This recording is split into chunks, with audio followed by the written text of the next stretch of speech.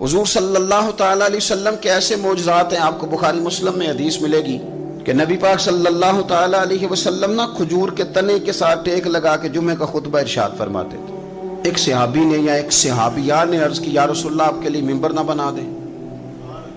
فرمایا بنا دو۔ 3 سیڑھیوں والا ممبر بنا دیا گیا، حضور ممبر پہ جلوہ فراز ہوئے،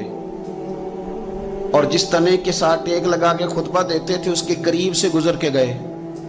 تو صحابہ فرماتے ہیں وہ اس طرح رویا جس طرح بچہ رویا کرتا ہے۔